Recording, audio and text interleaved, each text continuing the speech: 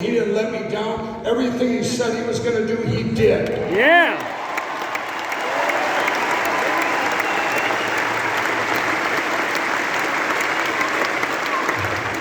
And then I'm giving you the 4 times that I'm going to give you the 4 times I was attacked like that.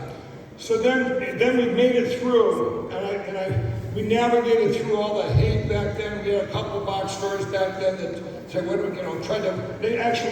bribed us they wanted better pricing back in that, after the Better Business Bureau did that.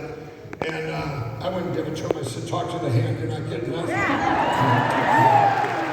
So anyway, I'm going to bring you up into, you look how great things were over 14 months ago, the place we were in. It was amazing. Yep.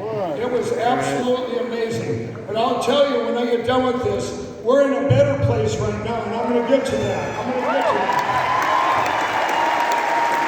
You're going to hear why we're in a better place in a little bit. But I'm going to tell you, last spring, when I was invited by our great President Donald Trump to come to D.C., and he didn't know I was going to do this, but you all know, I don't know if you've seen it, we got out to the Rose Garden. And I got up there and I asked him if I could say something off the cuff. And the Lord led me to say this. I said, we should all spend time in our Bibles, get back in the Word. A nation had turned its back on God, and we got to bring God back into our schools. Spend time with our families. You would have think that I'd shot somebody. It was everybody attacked. It was an attack everywhere. Late night, from your late night talk show host to everything. But it was a little different on that one. 95% of the world, that was heard everywhere, was against that little mouthy 5%. It was amazing. And by the way, after that, my company went through the roof.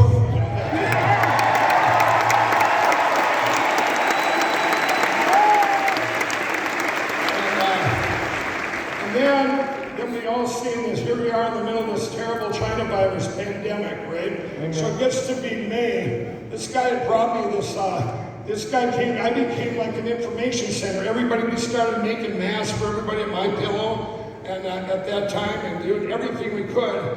Well, the task force, I had contact with them, and it was like, if you hear anything, bring it to us. So I did. I heard a guy who brought me this cure, this stuff that worked on the virus, and I went out to tell the world about it. The first place I went was on CNN, of all places. And if you all seen that, 24-minute attack, right, by Anderson Cooper. And I prayed for him after that because it was terrible, but I figured I could go on other networks and because that got so much publicity. But guess what? All the other networks wouldn't let me come on. That was my first taste there. Wait a minute, this is big news and you don't want to talk about it? That was weird. It was a different kind of animal that I've seen where now they don't even watch you on TV. This is back last summer. And I'm talking Foxes, you're seeing it didn't matter. Everybody went silent. They couldn't even write a bad story about it. Well, I guess they did. They did attack it. The ones that did say something completely attacked. It's a poison. Mike Lindell's trying to poison everybody. But the bots and trolls at that time and the hate that came out of that, my cousins that lived in other states were threatened to have their houses burned down. I had never seen anything like that. Because I wanted to get this out there and get the word out there and get this country opened up again and get everybody would have been fine. I used it, my cousin, my employees used it, we had done all this, and I just couldn't understand it, but the hate was different. They went to box stores then. I lost the Canadian Shopping Channel then, Zulily, Woot, back then. I didn't know they were attacked by bots. That was last summer. But like they say, on social media, it was terrible. People that knew me, they went back to grade school, Hey, did you know Mike Lindell?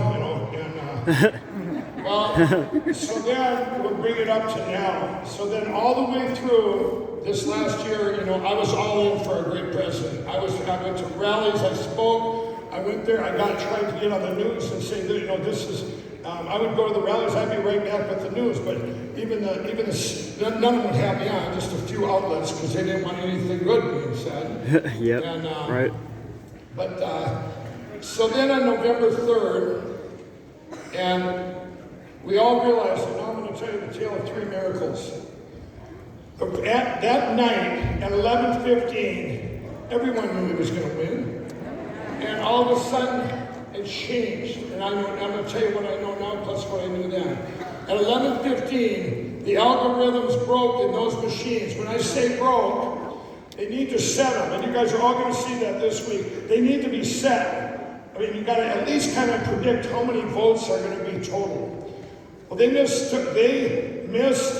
underestimated Donald Trump and all of you.